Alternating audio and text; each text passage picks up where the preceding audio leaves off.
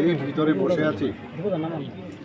তবুও যেহেতু আপনারা প্রশ্ন করেছেন, তো কালকে প্রায় 2-2:30টার সময় আমার হঠাৎ করে শরীর খারাপ হলো এবং শেষ পর্যন্ত উনি দেহত্যাগ করেছেন এবং প্রয়াত হয়েছেন। তো আজকে সকালে আমি খবরটা পাই, আমার ছেলের মাধ্যমে আমি খবরটা পেয়েছি। আমাদের তরফ থেকে আপনারা যখন উনি অসুস্থ হয়েছেন তবে থেকে আপনারা দেখেছেন আমরা কিন্তু চেষ্টা করেছি ওনাকে বাঁচানোর জন্য, এবং এখানে যা যা করানো হয়েছে ইমার্জেন্সি বেসিসে আমরা যেটাকে বলে কার্ডিওভাস্কুলার অ্যাক্সিডেন্ট সিভিএ হয়েছিল, এবং গ্রিন করিডোরও আমরা করেছি। আপনারা জানেন যখন টিএমসিতে ভর্তি হয় সবই করলাম। এখান থেকে আমরা এয়ার অ্যাম্বুলেন্সেও পাঠিয়েছি। ওনার ছেলেমেয়েরা যেটা বলছিলেন যেখান যে হসপিটালে নিয়ে যাওয়ার সেখানে আমরা পাঠিয়েছি। আমি নিয়মিত খবরও রাখতাম।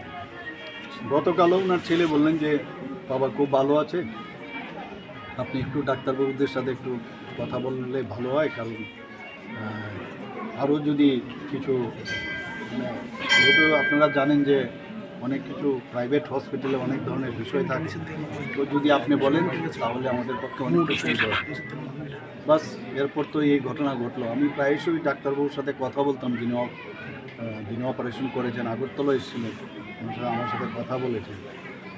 অত্যন্ত দুঃখের এবং পরিতাপের বিষয় সত্যি যে আমার 1971-এ আমি যখন এমবিডি কলেজে পড়াশোনা করি, ও খুব সম্ভব আর্টস গ্রুপে সে পড়াশোনা করতো এবং হোস্টেল নাম্বার 1 সেখানে এসে থাকতো। আমরা বলতে গেলে ব্যাচমেটে আমার থেকে 1 বছরের ছোট হবে, কিন্তু সত্যি একজন প্রিয়জনকে হারালাম, বন্ধুকে হারালাম, এবং ত্রিপুরাবাসীর জন্য এবং বিশেষ করে আমাদের অ্যাসেম্বলির জন্য একটা বড় ক্ষতি হয়ে গেল। যেভাবে উনি অ্যাসেম্বলিকে পরিচালনা করতেন সেটা কিন্তু ইতিহাস হয়ে থাকবে আগামী। একটা বিরাট লস হয়ে গেল। ওনার পরিবারের প্রতি আমার সহমর্মিতা রইল এবং ওনাদেরকে যেন শক্তি দেয়। এই যে লস হলো সেটা ওনারা যেন সহ্য করে আগামী দিন চলার পথে যেন কোনো সমস্যা হয়, ভগবানের কাছে সেটাই প্রার্থনা করব এবং ওনার আত্মার সদ্গতি কামনা করি। এবং আজকে আমি আমাদের ত্রিপুরা গভর্নমেন্টের তরফ থেকে আমরা যে স্টেট মর্নিং আমরা ঘোষণা করেছি এবং এই দিনের ছুটি, আজকের দিনের ছুটি ঘোষণা 3 দিন সমানে হাফ মাস্ট যে ফ্ল্যাগ সেটা থাকবে।